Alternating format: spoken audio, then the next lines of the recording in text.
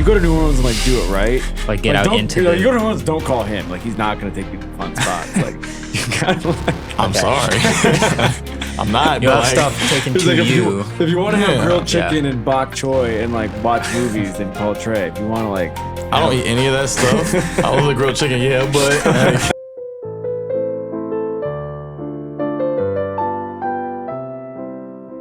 When I was like thinking about a fun combo to do with you player wise, I would say you are the person of any active player in the NBA, probably of any like players played in the NBA in years, who I feel like is the most internet savvy. That's an honor, up there. You're up there. Definitely. If you're not number one, you're like top 5. That's an honor, bro. I appreciate that. Do you think that that's true? I would sound pretty hip with the internet.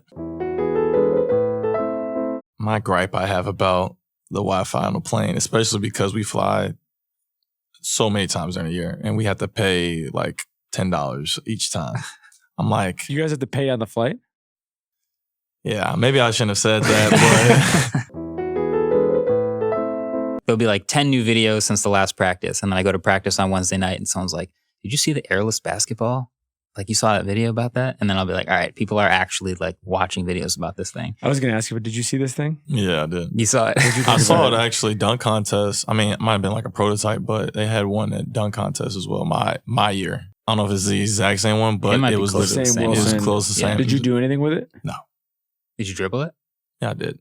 Did you think it was weird? Yeah, very. Yeah. Did you consider trying to use it in the dunk contest? Not even a little bit. Because you can't hold it. Yeah, no. I mean, somebody did use it though. If you remember, Kenny Martin Jr. used it. Oh, I blocked that out. Really? I don't remember his. I remember your dunks. I don't remember his dunks. I appreciate that, but I'm not going to say anything about anybody else's Trey dunks. Was robbed. Trey was robbed, and then he was robbed again this year. But we don't need to talk about that. Next topic, please. I've compared being a professional creator to being a professional athlete. And I want your take on this because I've like said this without being an NBA player. I think, yes, technically anyone can find success on YouTube because anyone could blow up. But to turn it into a career, which is the dream, like a lot of kids say they want to be a YouTuber, you have to be very comfortable doing a lot of it for free before you get to the point where you're actually able to become a professional. And that takes a lot of dedication, consistency, a little bit of luck, a little bit of skill, all of that put together. And then some fraction of those people will be lucky enough to turn it into their job. So there's a lot of people who are really skilled and make incredible videos that don't get enough views or don't have a big enough topic for it to be their job. But if you're lucky enough to do it, it's amazing. And I feel like that's true about, it's like if you don't enjoy hooping, you can't put in all of the work required to actually get to the highest level. So you have to have some amount of all of those things, I think, to get to that level. I think one thing I would add, yes, the majority of people, like you have to love it in order to really do this stuff and do it at a really high level. But then there's a lot of guys that are just blessed and, they, don't necessarily love it, but they are really good at it because, that's just how it works sometimes. You just got it. Yeah, you just got it. And I think that could potentially like dive into like the whole YouTube area as well, because, there's some people that might just walk into something that they like or enjoy doing to an extent and other people like it as well. So then they blow up a little bit. Yeah. Yeah. But the majority, you gotta love it though. Yeah. Like what fraction of the league? Oh. You don't have to name names. I'm just like, I know, but there's a lot. It's an interesting question. I'm curious what you're going to say because people differ on this. Because the average, that's another thing. The average length of a career of an NBA player, I don't know, what is it? 6 seasons? Probably less. Like no, it's less than that. It's like 4. Yeah, I think it's 4.5. Yeah, so the average career of a YouTube creator is really short. Like you've heard of people that have blown up for 1 year and then they're gone and you don't know what happened to them next year. So if you're going to stick around and do it for 4, 5, 6, 7 years straight, the fraction of people who do that care a lot about it is got to be almost 100% to actually make it last that long. So I feel like the longer you want your career to last, the more likely it is you have to really care about it. I'm curious what you think that number is. Like the percentage of people that actually love basketball in the NBA? Yeah. Yeah.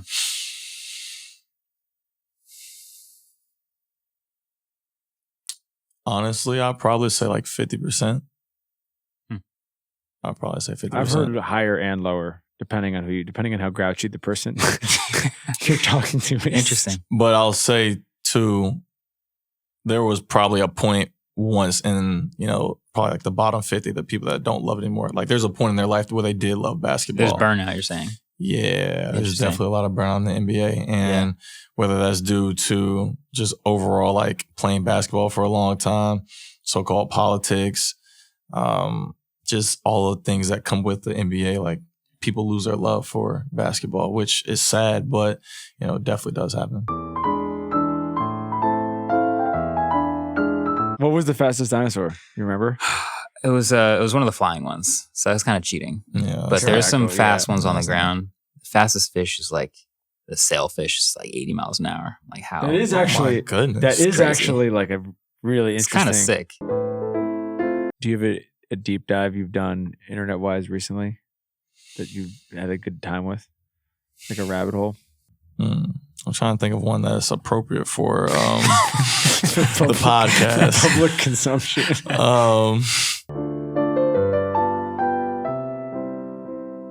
You did a video with Kobe. Yeah. 2015. Mm-hmm. What was the experience like overall? Terrifying. You were young. How I was old a were you at that child. point? Probably like 18 or something. Did they hit you up? They just were. Yeah, so I was making tech videos, branching out a little bit, doing some different styles of stuff, and Nike comes along and is like, Kobe's releasing this new shoe. It's during his farewell tour season, and it's got some tech in it, and we'd love for him to talk to some people about his hand in making the shoe and the tech that's in it. Would you like to interview him?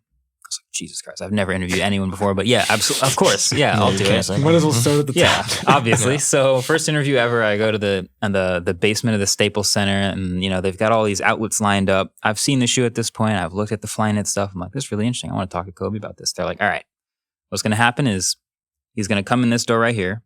He's going to do this interview, and then he's going to do this one, then this one, and then like a phone interview, and then he's leaving. So get ready. How much time did you have? At that point, probably 10 minutes. So yeah, sure enough, I'm setting up all my cameras and stuff. I have like 2 people helping me. Kobe walks in. He does the first interview. He does the second interview. So I'm like getting nervous because obviously it's like moving his way around. He comes over. He's super nice. We talk tech a little bit about the shoe, but also about like just in general, like a little tech about like, oh, he didn't have an iPhone when he got in the league. Like, what was that like? Stuff like that. And then he does a phone interview, and then I realized I never got a picture, and I was like, is it insane of me to like ask before he leaves to get a picture or something like that? And then he finishes the phone interview, and he like immediately lets me get a picture and then leaves. And in hindsight, yeah, I was terrified. It was the first interview I've ever done with any human, and he did a really good job of like lifting the interview, making it flow. Like he's been interviewed for 20 plus years. He's a good interviewee. So he gave me a lot of that confidence of like, even though that was a pretty weak interview for me, he gave me the confidence that like, you can actually do this. And sure enough, I've interviewed people since then, but that was a pretty defining early thrown thing. into the fire. Directly into the fire, yeah.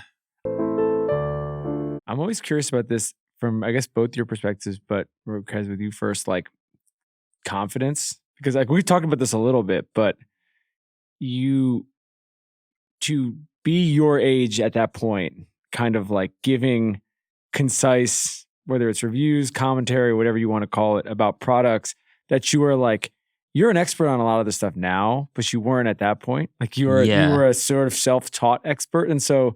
And you're the opposite of you're about as humble a person as there is. You're not coming in being like, I know this, I know this, I know this. So like where that confidence came from to be like, oh, I'm right about this thing, but I have the ability to speak on this extremely complex it's topic. funny. I still don't consider myself an expert on any of the products, but what I do think I am by this point, 15 years later, is I'm a good judge of like what people will like as a product. Like I'm a professional user. So when I sign up to like buy a product, I know what competitors that product has. I know what the other feature sets of the others have. And so I can figure out if it's good for what it is or not, even if I'm not speaking to the exact technical details of everything that's happening under the hood. I would say for me, my parents are my foundation. And so they instill a lot of confidence in me, like from the beginning. And they always tell me, like, whatever you put your mind to, you're able to do it. And so once you have the two most important people in your life telling you that, it's hard to think that you won't be able to do something. And then also I work really hard. I guess one thing I really hang my hat on is my work ethic. And so I get a lot of confidence from, me working hard. I would say definitely game results help a little bit, but really it's just the consistent work ethic that, I do on a daily basis that really, controls my confidence, I would say. Have you ever had a thing that's, it's so different with sports, because sports, it's like if you have a 1-for-9 night or whatever, it's like, you're not going to be, I'm not going to ever make a shot again, but you're going to feel shitty. You know what I mean? You're going to be like pissed off and you're going to be annoyed at yourself or whatever. It depends. I'll say that. Like, actually, Paul Pierce just brought it up. He was saying there's one night he had 48 points or 46 points. And like first half, he was 1 for 14. But they all felt good. And so it's like, there's nights where I've been 3 for 9. And there's been nights where I was 6 for 8. But I felt better about my 3 for 9 night, my shots in my 6 for 10 night or 6 for 8 night, because like the 6 for 8 ones, like they either bounce in or like they kind of roll in, like they all go in. But there's sometimes where you can feel a shot and it's like, I can almost walk away and it feels good. But, sometimes it just doesn't go in. Some of that, don't you think some of that just comes with you have to have enough good nights to know that. You know what I mean? Like if you, say you had started your rookie year and, you just you couldn't find it for whatever reason. Mm-hmm. Like you just never were able to turn it on at some point. There would be a point where you probably would have been like, I have the build, I have these things that I have, but this maybe isn't for me. I'll say like my rookie year was very, very rocky. And so I didn't really start hooping for real until like February. And the game that really like settled me down, I feel like I got like the monkey off my back, was like Charlotte game. And we played them, I want to say like beginning of March or something like that. And I ended up having like 32 points. And that was like the first time I really like shot the ball like to my capability, like to my standards that I really felt like I could shoot. And that's when I was like, all right, like I know I can do this. Like it took one game and now I feel like I'm gonna be fine. Did you ever have a moment where you doubted yourself?